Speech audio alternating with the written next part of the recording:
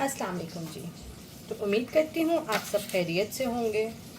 तो कुछ दिन पहले मैंने अलबेक गार्लिक सॉस की एक रेसिपी डाली थी जिसको आप सब ने बहुत ही पसंद किया है। तो आज मैं आपके लिए लेके आई हूँ अलबेक के रोस्ट की रेसिपी। तो वीडियो को एंड तक देखें और सब टिप्स एंड ट्रिक्स को फॉलो करें। वीडियो को स्टार्ट करते हैं एंड वेलकम टू माय नई वीडियो।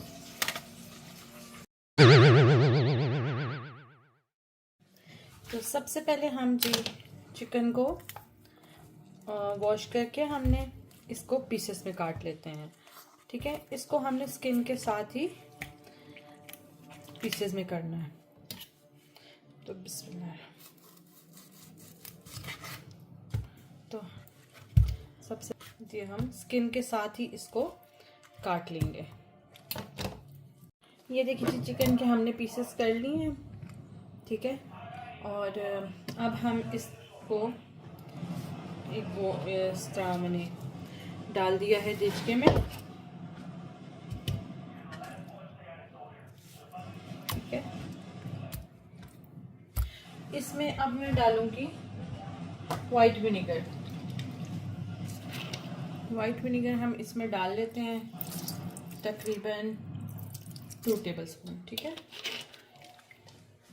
ये लगा के वाइट विनेगर और इसको मैं घंटे 2 घंटे के लिए इसको मैं ऐसे छोड़ दूंगी। 1 hour later.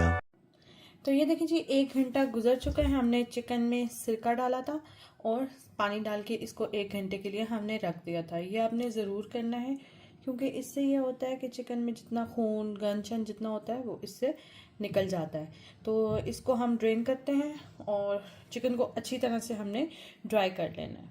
तो चलें जी, एक साफ़ सा बोल लेते हैं जिसमें हम 2 टेबलस्पून के करीब इसमें वाइट विनेगर डालेंगे और इसमें जाएगा 1.5 टेबलस्पून सॉल्ट का। ठीक हो गया। 1 टीस्पून इसमें जाएगी चिकन पाउडर या फिर चाइनीज सॉल्ट का। आप दोनों में से कोई भी चीज़ इसमें यूज़ कर सकते हैं। 1 टीस्पून इसमें जाएगी वाइट पेपर। 1 टीस्पून इसमें जाएगा काली मिर्च का पाउडर। 1.5 टीस्पून इसमें जाएगा जिंजर पाउडर, जिसको सुंठ भी क्या कहा जाता है। इसमें इसका ज़्यादा अच्छा टेस्ट आता है और इसलिए इसको यूज़ किया जाता है। 1 टीस्पून जाएगी हमारे पास गार्लिक पाउडर। जिंजर पाउडर हमने 1.5 टीस्पून डाले हैं और गार्लिक पाउडर हमने 1 टीस्पून डाली है। उसके बाद 1 टीस्पून हमारे पास जाएगी रेड चिली। कम या ज़्यादा क्वांटिटी आप कर सकते हैं। मैंने 2 चिकन का मैं बना रही हूँ इसलिए। और 1 टीस्पून हमारे पास जाएगी सिनेमन पाउडर। ठीक है, इसको अच्छी तरीके से हम मिक्स कर लेते हैं। थोड़ा सा हम इसमें पेपरिका पाउडर भी शामिल करेंगे क्योंकि अलबेक का जो रोस्ट है वो थोड़ा सा डार्क कलर का होता है। ये देखें जी, मसाला हमारा जो है वो रेडी हो चुका है। तो मैंने ये जो क्वांटिटी है मसालों की 2 चिकन के हिसाब से मैंने ये की है। इसमें से मैं 3 टीस्पून जो है वो निकाल लूँगी। टीस्पून मैंने अलग कर लिया। ये देखें जी, चिकन जो है वो बिल्कुल ड्राई होना चाहिए। उसके बाद हम उस पर ये मसाला जो है वो कोट करेंगे। तो मसाला लगा लेते हैं चिकन पे। ये एक पीस लेके हम इस पे ये मसाला लगा लेंगे। ज़्यादा मसाले को पतला नहीं करना, बस ऐसे ही हम इसको मसाला इसके ऊपर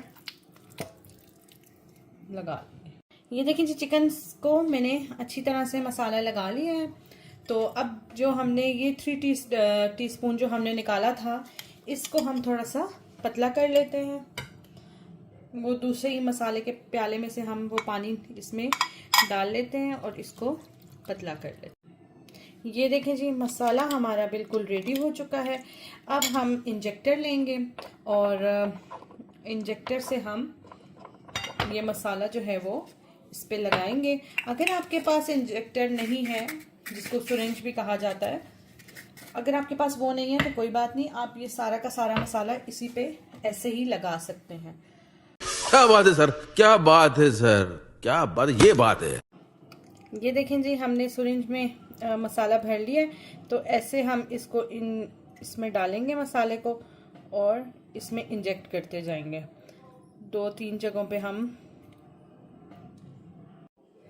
جن کے پاس انجیکٹر نہیں ہے وہ فورک لے کے اس طرح سے اس کو پنچ کر کے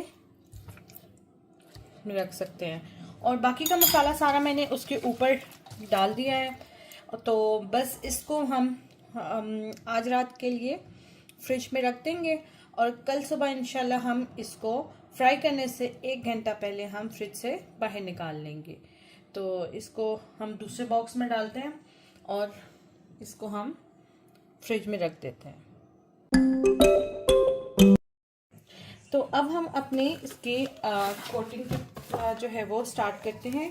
تو ہم لیں گے اس میں 1/2 کپ کے قریب جو ہے وہ کارن فلاور، ساتھ ہی 1/2 کپ اس میں جائے گا ہمارے پاس میدا، 1/2 ٹی اسپون اس میں جائے گا سالٹ،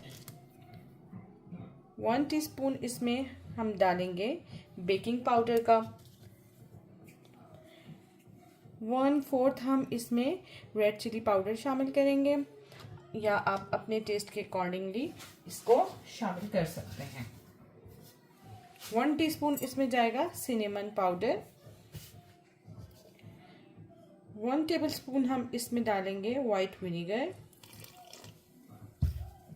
اور پیپریکا پاؤڈر ہم ڈالیں گے 1/2 ٹی اسپون، کیونکہ البیک کے بروسٹ کا کلر تھوڑا سا ڈارک ہوتا ہے، تو اس لیے ہم اس میں کلر دینے کے لیے اس کو ہم اس میں شامل کریں گے۔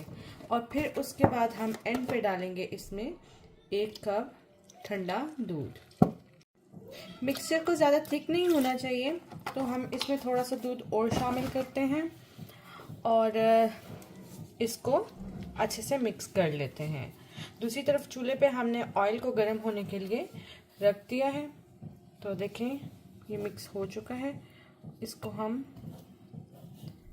سائڈ پہ کر دوسرے بول میں ہم ڈالیں گے میدا،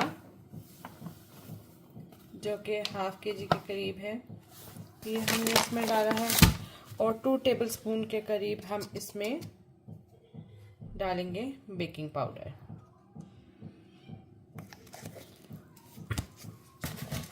اور اس کو ہم جو ہے وہ مکس کر لیتے ہیں۔ تو آپ نے 2 بار اس کی کوٹنگ کرنی ہے۔ تو چلیں سٹارٹ کرتے ہیں۔ یہ دیکھیں جی اوور نائٹ ہم نے یہ میرینیٹ کر کے رکھا ہوا تھا، تو چلیں اس پہ کوٹنگ لگاتے ہیں، سٹارٹ کرتے ہیں۔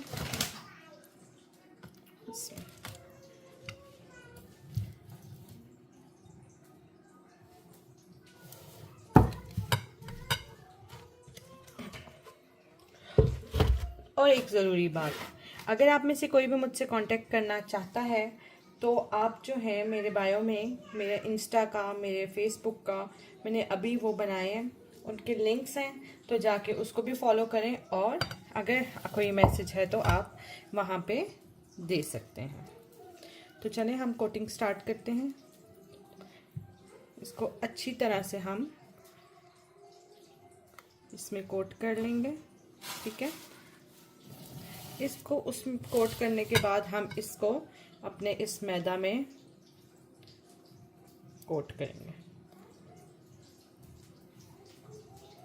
ٹھیک ہے، اور اچھی طرح سے پھر ہم اس کو ایسے جھاڑ لیں گے۔ ہم یہ پروسیجر 2 ٹائمز کریں گے، ٹھیک ہے۔ دوبارہ سے ہم اس کو اس میں ڈپ کریں گے، ٹھیک ہے، اور دوبارہ سے ہم اس میدے میں ہم اس کو ڈپ کر دیں گے۔ اس سے یہ ہے کہ زیادہ یہ کرسپی ریڈی ہوگا. تو یہ دیکھیں اس کے بعد ہم اس کو اچھی طرح سے ایسے اس میں جھاڑ لیں گے اور اس کو سائڈ پہ ہم نکالتے جاتے ہیں. تو اسی طرح سے میں سارے سب چیزوں کو سارے پیسز کو ایسے ہی ڈبل کوٹ کر لیتی ہوں.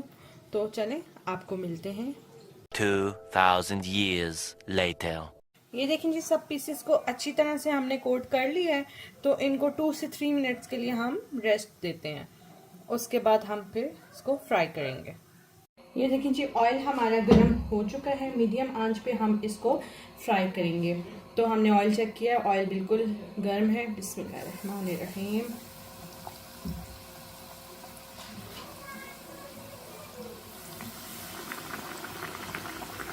تو میڈیم آنچ پہ ہم ان کو فرائی کریں گے اور 7 سے 8 منٹ میں جو چھوٹے پیسز ہیں وہ 7 سے 8 منٹ میں جو ہے وہ پک جاتے ہیں, اور جو بڑا پیس ہے اس کو تقریباً 10 سے 11 منٹ لگیں گے پکنے میں. یہ دیکھیں جی ماشاء اللہ سے کتنا خوبصورت کلر آ گیا ہے. تو چیک کریں.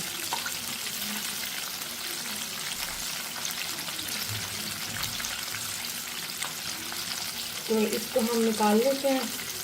یہ چیک کریں کتنا زبردست جو ہے وہ ہمارا چکن وہ ریڈی ہو چکا ہے. ان کو ہم پیسز کو نکال لیتے ہیں اور جو بڑا پیس ہے اس کو ہم 2-3 منٹ تک اور اس میں رکھیں گے. تو یہ دیکھیں جی ہم نے سب پیسز کو اس طرح سے اس پہ نکال کے رکھ لیا ہے تاکہ وہ سوگی نہ ہو. ٹھیک ہے, تو یہ آپ چیک کر سکتے ہیں اس کی آواز سے کہ کتنا کرسپی بنا ہے. تو امید کرتی ہوں آپ کو آج کی ویڈیو پسند آئی ہوگی. ویڈیو پسند آئی ہو تو لائک اور سبسکرائب کر کے شیئر کر دیں. اللہ حافظ.